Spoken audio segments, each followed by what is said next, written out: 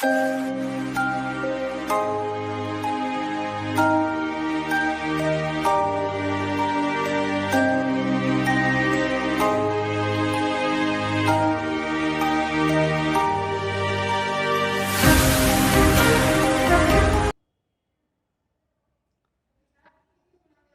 Students, कैसे हैं सब। आज अपन शुरू करते हैं अपना नेक्स्ट टॉपिक 12वीं का ही केमिस्ट्री का, जिसके अंदर अपन कंटिन्यू पढ़ रहे हैं सॉल्यूशन, जो अपना चैप्टर है। अपन जो चैप्टर पढ़ रहे थे उसके अंदर अपन ने कई चीज़ें पढ़ी थी, है ना। उस चैप्टर के अंदर कई टॉपिक्स अपने ने डिस्कस कर लिए हैं, मेन टॉपिक्स भी बहुत सारे आ चुके हैं, राइट। अपन ने पीछे के वीडियो में जो डिस्कस किया है वो एक बार मैं आपको रिकॉल करा देती हूँ। उसके बाद आगे का टॉपिक जो आज का है, जो कि प्रकरण में लिखा गया है, वो अपन डिस्कस करेंगे। तो अपन ने जो पीछे का टॉपिक पिछले वीडियो में आपने पढ़ा था, उसके अंदर क्या था कि अपन ने पढ़ा था एक नियम, जिसे अपन क्या कहते हैं, राउले का नियम कहते हैं, राइट। राउले का नियम वाष्प दाब पर डिपेंड करता है ना। कोई भी वाष्प दाब है वो कैसा होगा, तो अपन जानते हैं कि वाष्प दाब कुछ नहीं है, किसी भी द्रव के अणुओं के द्वारा द्रव की सतह पर लगाया गया दाब, जो क्या है, उसके वाष्पशील कण है। अर्थात कोई भी द्रव है, उसके वाष्पशील कणों के द्वारा द्रव की सतह पर डाला गया दाब क्या कहलाता है बेटा, वाष्प दाब कहलाता है। तो वाष्प दाब को पढ़ा, फिर वाष्प दाब के अंदर अपन ने राउले नियम पढ़ा। अब अपन ने कहा कि वाष्प दाब जो होता है किसी भी सॉल्यूशन के अंदर, अगर अपन देखें तो विलय के रूप में यदि द्रव वाष्पशील पदार्थ डाला गया है तो उसका वाष्प दाब बढ़ता है। वहीं यदि किसी भी विलायक में विलय अवाष्पशील डाल दिया जाता है तो उसमें क्या हो जाता है, उसके वाष्प दाब में कमी आ जाती। ये टॉपिक भी डिस्कस हो गया था, वाष्प दाब अवाष्पशील पदार्थों के द्वारा और वाष्पशील पदार्थों के द्वारा। अब आगे चले तो अपन ने कहा कि राउले नियम जो होता है, उस राउले नियम के अनुसार दो सॉल्यूशंस दिए गए हैं ना। कौन कौन से विलयन दिए गए थे, आदर्श विलयन और अनादर्श विलयन। आदर्श विलयन वो होता है जो हर कंडीशन पर क्या करता है बेटा, राउले नियम को फॉलो करता है। राउले नियम को जब वो फॉलो करता है तो राउले नियम के बाद अपन ने दूसरा देखा अनादर्श विलयन, जो राउले नियम की पालना नहीं करता है, राइट। ये वाष्प दाब पर ही आधारित है। फिर अपन ने देखा राउले नियम, राइट। फिर अपन ने देखा कि जो अनादर्श विलयन है बेटा, वो आपका अनादर्श विलयन को अपन ने दो भागों में बांटा था। उसके अंदर धनात्मक विचलन भी हो रहा था और ऋणात्मक विचलन भी हो रहा था। अब धनात्मक विचलन आपने देखा कि जब अपन कोई भी वाष्प दाब की बात करते हैं तो उसके अंदर कोई भी वैल्यू जो होती है आपकी, उसके अंदर थोड़ा चेंज होता है। वो जब चेंज होता है तो उसमें कितना परिवर्तन होता है, यानी वो बढ़ता हुआ आ रहा है या घटता हुआ। तो धनात्मक विचलन में तो क्या होता है, बढ़ता हुआ, यानी आयतन में भी वृद्धि होती है, उसकी ऊष्मा में भी वृद्धि होती है, राइट। और बॉन्डिंग जो आपस में मॉलिक्यूल्स के बीच होते हैं वो भी प्रबल होता है। उसके बाद आपने देखा ऋणात्मक विचलन, तो सभी में क्या हो जाती है, कमी आ जाती है। उसके बाद अपन ने पढ़ा था वाष्प दाब अवनमन। ये वाष्प दाब अवनमन क्या था, ये था अणुसंख्यक गुणधर्म। एक क्या था बेटा, अणुसंख्यक गुणधर्म, अणुसंख्यक गुणधर्म। अब ये अणुसंख्यक गुणधर्म क्या है, राइट। अणुसंख्यक गुणधर्म का मतलब ये है कि कोई भी पदार्थ जो होता है उसका वाष्प दाब जब परिवर्तन होता है, राइट, उसका वाष्प दाब के परिवर्तन जो है वो कोई पदार्थ के अवयवी कणों पर निर्भर करता है। किस पर निर्भर करता है, अवयवी कणों पर। या यूं कहें, किसी भी विलयन के गुणधर्म या किसी भी पदार्थ के गुणधर्म यदि अवयवी कणों पर निर्भर करते हैं, अवयवी कणों के द्वारा बताए जाते हैं, तो वो उस पदार्थ के क्या कहलाते हैं बेटा, अणुसंख्यक गुणधर्म कहलाते हैं। यदि अवयवी कणों के आधार पर गुण बताया जा रहा है तो वो अणुसंख्यक गुणधर्म है। तो अणुसंख्यक गुणधर्म के अंदर बेटा 4 कैटेगरीज बताई गई है। कौन कौन सी 4 कैटेगरीज में, सबसे पहला था वाष्प दाब अवनमन, वाष्प दाब अवनमन, ठीक है। दूसरा था क्वथनांक,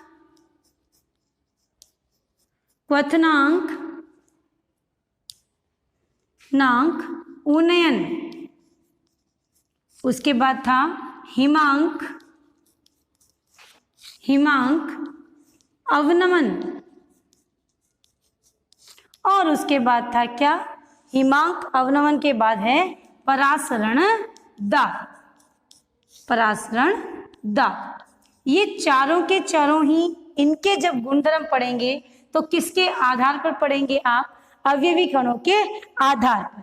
अवयवी कणों के आधार पर जब आप पढ़ेंगे तो ये अवयवी कण जो होते हैं, इन अवयवी कणों को अपन इनका क्या बताएंगे, अणुसंख्यक गुणधर्म। ये है इसका अणुसंख्यक गुणधर्म। तो 4 प्रकार के अणुसंख्यक गुणधर्म है, जिसमें से अपने ने पहला गुणधर्म पीछे के वीडियो में डिस्कस कर लिया था।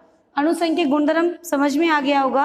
किसी भी विलयन के गुणधर्मों को यदि किसमें व्यक्त किया जाए, किसके द्वारा प्रदर्शित किया जाए, उनके अवयवी कणों पर निर्भर किया जाए या उनके द्वारा प्रदर्शित किया जाए, तो वो क्या कहलाते हैं, उनके अणुसंख्यक गुणधर्म कहलाते हैं। अब अपन आज डिस्कस करेंगे क्वथनांक उन्नयन, जो आज का प्रकरण है। पीछे का वीडियो देख करके आप अच्छे से समझेंगे कि कौन सी चीज को यहाँ पर देखा गया है और कौन सी चीज को यहाँ पर समझाया जा रहा है, क्योंकि जब तक आप पीछे के वीडियोस को देखेंगे नहीं तो आगे का टॉपिक समझ में नहीं आ सकता है। और इन चारों जो गुणधर्म है ना बेटा, इनमें एक कनेक्शन है। जैसा ये क्वथनांक वाष्पदाब में कमी वृद्धि बताई गई है, क्वथनांक में वृद्धि बताई गई है, तो ये सब एक दूसरे से बिल्कुल लिंक है।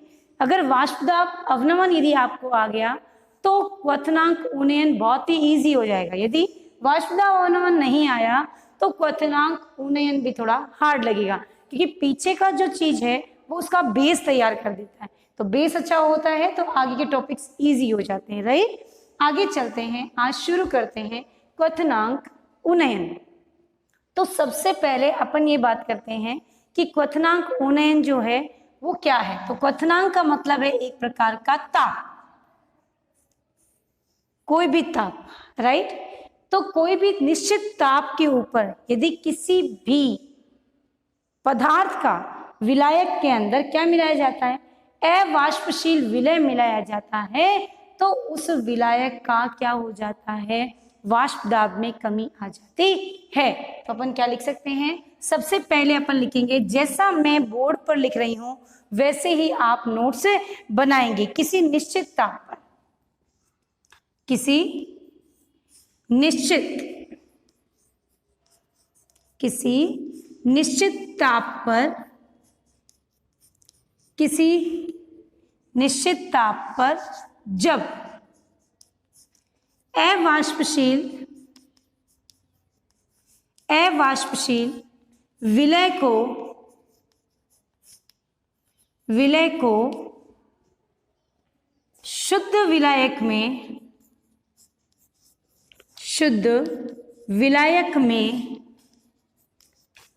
मिलाया जाता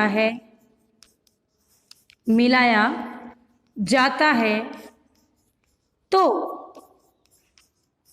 विलयन के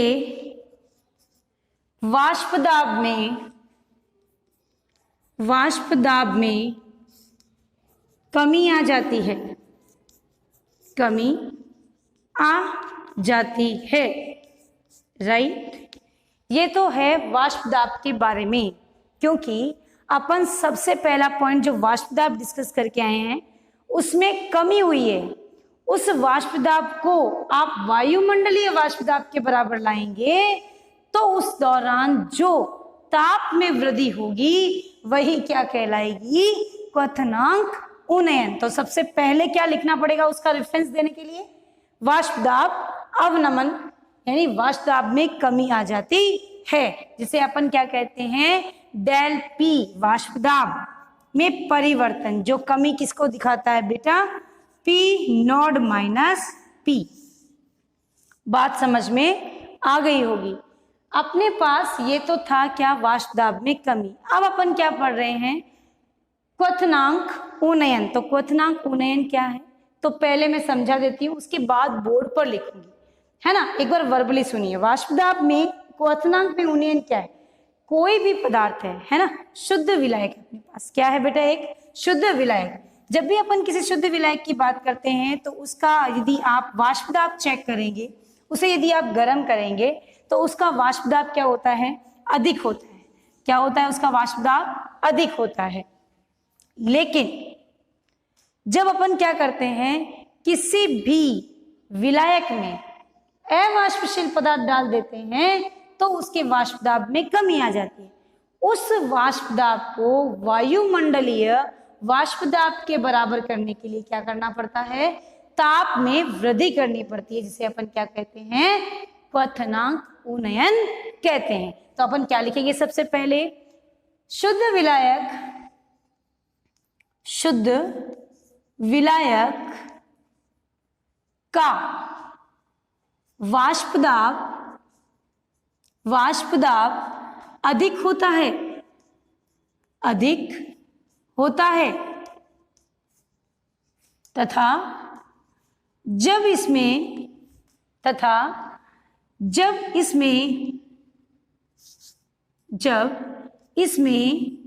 अवाष्पशील विलय मिला दिया जाता है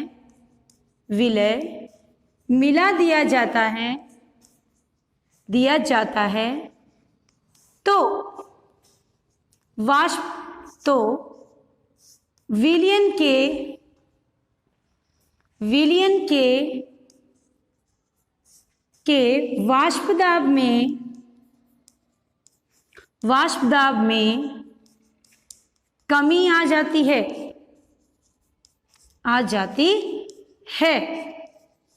अतः किसी भी द्रव का वाष्प दाब बराबर करना है वायुमंडलीय दाब के तो उसके ताप में वृद्धि करनी पड़ती है।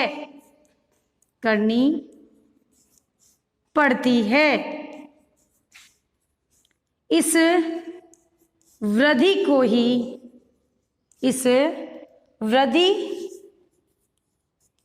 को ही क्वथनांक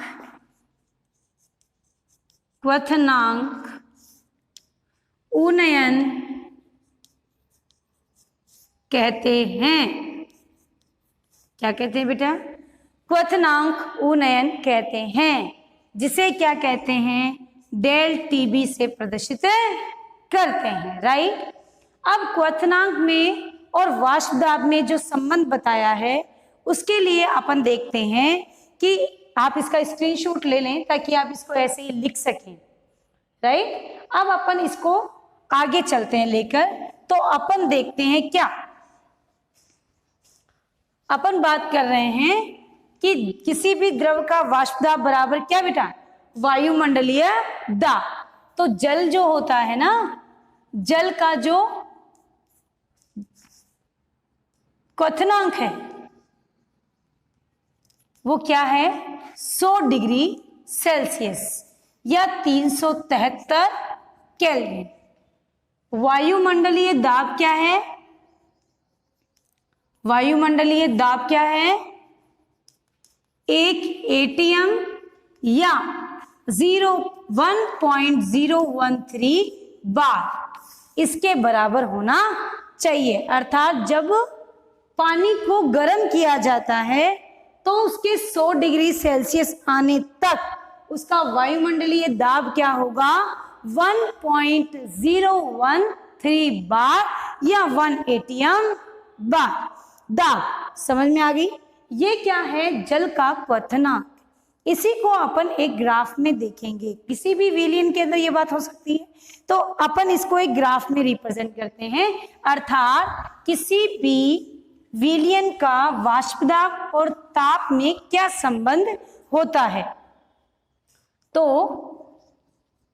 विलयन तथा विलायक के वाष्प दाब वाष्प दाब तथा ताप में संबंध एक ग्राफ द्वारा प्रदर्शित किया जाता है। ग्राफ द्वारा प्रदर्शित किया जाता है। कैसे दिखाएंगे, आइए चेक करते हैं। ये रहा आपका ग्राफ, जिसमें इस तरफ तो लिखा है वाष्प दाब और यहां पर लिखा है बेटा ताप, लिख दिया। ये है आपका पॉइंट जहां पर है 1 atm दाब, ये आपका 1 atm दाब है, राइट। ये लाइन आपका 1 atm दाब है। अब इसके अंदर यदि विलायक का वाष्प दाब चेक करें तो ये यहां पर आता है इसका ताप, जिसे अपन क्या कहते हैं, ये विलायक का है, यानी शुद्ध विलायक, विलायक का दाब, और ये क्या है, विलायक का ताप।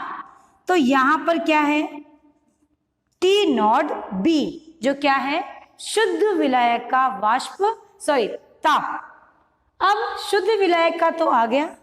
अब अपन क्या करते हैं, विलयन की बात, जिसके अंदर आपने क्या डाला है, अशुद्ध विलय डाला है, तो वाष्प दाब में क्या होती है, कमी। अब उसका वायुमंडलीय दाब, उस विलयन का वायुमंडलीय दाब लाने के लिए, यहां तक लाने के लिए वाष्प दाब में क्या होगा, तो अपन देखते हैं कि अपना जो वाष्प दाब था वो इस प्रकार से प्राप्त हुआ। ये प्राप्त तो हुआ, लेकिन इसका मतलब क्या है, तो चेक करते हैं। आइए, यदि अपन यहां से बात करें तो ये इसका क्या है, टेम्परेचर, से अपन क्या कह रहे हैं, TB, ठीक है। ये अशुद्ध विलयन है, इसका तापमान यहां तक आया तो उस दौरान उसका वायुमंडलीय दाब क्या हो जाता है, कम हो जाता है। देखो, यानी वायुमंडलीय दाब तक किसको लाने के लिए, विलयन के दाब को लाने के लिए क्या करना पड़ता है, ताप में तो वृद्धि करनी पड़ती है। ताप में क्या हो रही है, वृद्धि, दिखाई दे रहा होगा, ताप बढ़ता हुआ आ रहा है। वही दाब में क्या आ रही है बेटा, कमी आ रही है ना। यानी डेल पी में तो क्या हो रहा है, कमी, परिवर्तन, कमी, जबकि तापमान में क्या हो रहा है बेटा, वृद्धि। एक बार फिर देखेंगे, शुद्ध विलायक का जो वाष्प दाब है वो यहां पर ये रहा, ठीक है, और उसका टेम्परेचर ये रहा। अब अपन देखते हैं कि अपन जैसे जैसे इसको आगे बढ़ाएंगे तो यहां पर आते हुए वो रुक जाता है। तो यहां पर रुका तो इसका मतलब ये यहां रुकना चाहिए था ना, ये यहां पर आना चाहिए था, लेकिन नहीं आया। इस तापमान पर अशुद्ध विलयन का वाष्प दाब वायुमंडलीय वाष्प दाब के बराबर नहीं होता है। तो वायुमंडलीय दाब के बराबर लाने के लिए क्या करना पड़ा, तापमान को बढ़ाना पड़ा, जिसे अपन क्या कहते हैं, क्वथनांक उन्नयन, राइट। यानी तापमान में तो क्या हो रही है बेटा, डेल TB में क्या हो रही है, वृद्धि हो रही है, वहीं डेल P में क्या हो रही है बेटा, कमी हो रही है। बात समझ में आ गई होगी। तो ये ग्राफ आप ऐसे का ऐसा अपनी कॉपी के अंदर बनाएंगे। आप इसका स्क्रीनशॉट ले लीजिए ताकि आपको वो चीज समझ में आ जाए, ठीक है। आगे चलते हैं। अब ये तो था ग्राफ की बात, अब अपन बात करते हैं क्वथनांक उन्नयन और वाष्प दाब अवनमन को एक डेरिवेशन के रूप में, कि उसका मॉलर द्रव्यमान में क्या संबंध है, ताप के साथ उसका क्या संबंध होता है। तो आइए चेक करते हैं अब अपन क्वथनांक उन्नयन के बारे में। तो किसी भी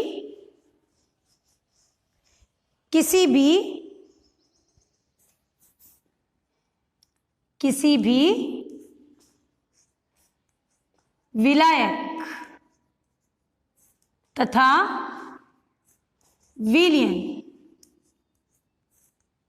का वाष्प दाब के साथ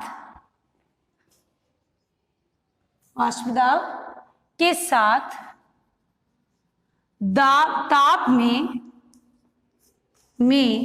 भी वृद्धि होती है, अर्थात ताप में परिवर्तन dTB बराबर TB minus T naught B. बात समझ में आ गई होगी। टी नॉट बी ये क्या है, आपके क्वथनांक में परिवर्तन, जो ताप में क्या आया है, परिवर्तन। वहीं अपन आगे चलते हैं, वाष्प दाब की बात करें तो वाष्प दाब में कमी क्या है, वाष्प दाब में कमी जब अशुद्ध विलयन का वाष्प दाब वायुमंडलीय वाष्प दाब के बराबर किया जाता है। राइट। अशुद्ध विलयन का वाष्प दाब में क्या आता है, कमी हो जाती है जब उसको किसके बराबर लाया जाता है, वायुमंडलीय वाष्प दाब के बराबर लाया जाता है। तो अपन क्या कहते हैं, अशुद्ध विलयन का वाष्प दाब वायुमंडलीय वाष्प दाब के बराबर जब लाया जाता है, जब लाया जाता है तो शुद्ध विलयन, शुद्ध विलायक से उसका वाष्प दाब कम हो जाता है। मेरी बात समझ में आ गई होगी। ये बात ग्राफ में स्पष्ट की गई है, बात क्लियर हो गई होगी, बराबर आ जाता है। समझ में आ गई। अब चलते हैं, हम इसको लिखेंगे तो अपन क्या लिखेंगे, डेल पी बराबर पी नॉट माइनस पी।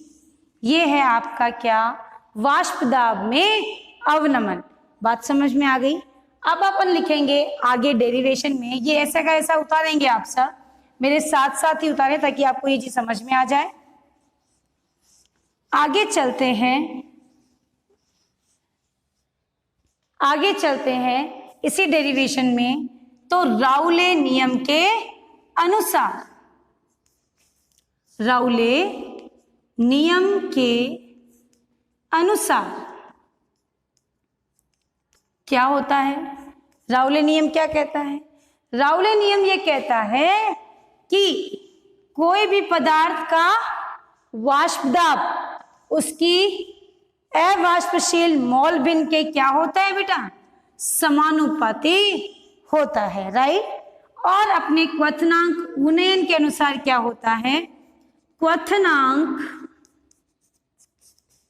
उन्नयन पर डेल टी बी समानुपाती बराबर यानी कि बढ़ता है किसके साथ, डेल पी के साथ। बात समझ में आ गई। डेल पी यानी तापमान बढ़ता है तो वाष्प दाब में भी क्या होती है, वृद्धि होती है। तापमान में वृद्धि के साथ वाष्प दाब में वृद्धि होती है। तो हम लोग क्या लिख सकते हैं, समीकरण 1 से क्या लिख सकते हैं, डेल टी बी समानुपाती किसके, एक्स बी। बात समझ में आ गई होगी, हाँ या ना। डेल टी बी समानुपाती एक्स बी। अब एक्स बी को कैसे लिख सकते हैं आप, डेल टी बी बराबर K dot X B. X B क्या है, एक मोल भिन्न, जो क्या है, अवाष्पशील विलय की मोल भिन्न होती है। आप इसका भी स्क्रीनशॉट ले लें, आपको ये भी बनाना है। आगे चलते हैं, अवाष्पशील विलय की मोल भिन्न जब अपन लिख दिए हैं तो अपन सब जानते हैं मोल भिन्न बराबर क्या होता है, पीछे के वीडियो में क्लियर किया गया है। मोल भिन्न बराबर क्या होता है बेटा, N B N A plus N B. मेरी बात शायद समझ में आ गई होगी आपको, है ना। अब अपन बात करते हैं कि कोई भी पदार्थ या कोई भी विलयन जब अत्यंत तनु हो तो, अत्यंत तनु हो तो कौन सा विलयन, एन बी किसकी तुलना में, एन ए की तुलना में। तो अपन क्या लिख सकते हैं, एक्स बी बराबर N B upon N A. बात समझ में आ गई। अब ये हो गई समीकरण 3। समीकरण 3 का मान अपन कहाँ रख सकते हैं, डेल टी बी बराबर क्या बेटा, डेल टी बी बराबर क्या होता है, अपने पास क्या है, के डॉट क्या था अपने पास, एक्स बी, जिसका मान क्या लिख सकते हैं, N B upon N A. हम जानते हैं कि कोई भी अवयवी कण होता है उसमें क्या लिखते हैं, डब्ल्यू अपॉन एम, यहाँ भी बी यहाँ भी बी, तो अपन यहाँ भी यही वैल्यू लिखेंगे। डेल टी बी बराबर क्या लिख सकते हैं, K dot W B M B गुणा नीचे क्या लिखा हुआ है, W A into M A. बात समझ में आ गई होगी। अब इसको जब अपन ज्ञात करते हैं तो इसमें ये क्या है, एम ए या W B, W M B M W A. आपने देखा होगा कि अपने पास जो होता है एक मौललता आता है, किसी भी पदार्थ की सांद्रता किसमें ज्ञात कर रहे हैं, यदि अपन मौललता में ज्ञात करें तो मौललता बराबर क्या होता है, किसी भी 1 केजी विलायक में उपस्थित विलय के मोलों की संख्या। 1 केजी विलायक में उपस्थित विलय के मोलों की संख्या तो अपन लिखते हैं W B upon M B into W A. ये क्या है, आपकी मौललता, जिसे अपन क्या करते हैं, स्मॉल एम से रिप्रेजेंट करते हैं। तो ये मान अपन कहाँ रख सकते हैं, समीकरण 4 में। डेल टी बी बराबर K dot M A dot small M. ये आपका एक कांस्टेंट वैल्यू है, के कांस्टेंट वैल्यू के साथ में मॉलर द्रव्यमान भी स्थिर होता है, तो अपन इसके लिए लिख सकते हैं के बी, जो क्या है, एक मॉलर क्वथनांक उन्नयन स्थिरांक। के बी क्या है आपका, साइड में लिख देती हूं, मॉलर क्वथनांक उन्नयन स्थिरांक। स्थिरांक क्यों बोल रही हूं, मान बदलते रहते हैं, के बी डॉट एम। बात समझ में आ गई। यहां पर क्या लिख सकते हैं, डेल टी बी। अब यह है आपका के बी की वैल्यू भी अपन ज्ञात कर सकते हैं। क्या लिख सकते हैं, डेल टी बी बट्टा एम बराबर के बी। ये क्या है, आपके मॉलर क्वथनांक उन्नयन स्थिरांक की वैल्यू। अब मॉलर क्वथनांक स्थिरांक व मॉलरता के बीच में क्या संबंध है, या मॉलर द्रव्यमान के बीच क्या संबंध है, तो अपन चेक कर लेते हैं कि अपन इसको कैसे ज्ञात कर सकते हैं। तो ये आप इसका स्क्रीनशॉट ले लीजिए, ये आपको वैल्यू अपने आप समझ में आ जाती है। क्लियर, फटाफट इसका स्क्रीनशॉट ले लीजिए। अब आगे चलते हैं। अब राउले नियम के अनुसार अपन इसकी वैल्यू में किसको ज्ञात कर सकते हैं, जो आपके पास डेल टी भी आया था ना, उससे उसका मॉलर द्रव्यमान ज्ञात कर सकते हैं। आइए मॉलर द्रव्यमान कैसे ज्ञात करेंगे।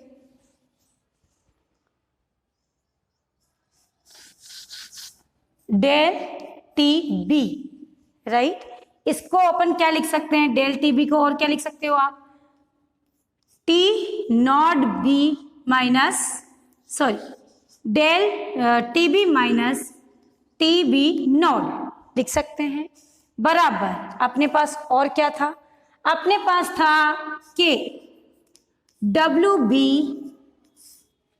M A upon M B और डब्ल्यू ए। आ गई बात समझ में, क्लियर हो गया होगा। ये चीज से अपन किसका मान ज्ञात कर सकते हैं, एम बी का मान ज्ञात कर सकते हैं। इसकी जगह अपन क्या लिख रहे हैं, डेल टी बी तो लिख रहे हैं, है ना, तो अपन क्या कर सकते हैं, डेल टी बी, अपन यहाँ क्या लिख सकते हैं, एम बी बराबर K dot W B M A upon क्या, डेल टी बी गुणा डब्ल्यू ए। ये है आपका क्या, मोलर द्रव्यमान की वैल्यू। अब अपन इस मोलर द्रव्यमान के अंदर जब इनकी बात करेंगे तो वो किसमें संबंध बता सकता है, केबी के अंदर, जो कि मैं पहले ही निकाल के दिखा चुकी हूँ। तो ये था आपका क्वथनांक उन्नयन, जो आपका मैंने डेरिवेशन के साथ समझा दिया है, बिल्कुल क्लियरली आपको बता दिया गया है। तो अच्छे से इसको रीड करेंगे, अच्छे से इसके नोट्स बनाएंगे, ताकि आप अगला जो कॉन्सेप्ट है आपका हिमांक अवनमन, उसको भी अच्छे से रीड कर सके। ध्यान से पढ़ेंगे, अच्छे से इसके नोट्स भी बनाएंगे। Thank you.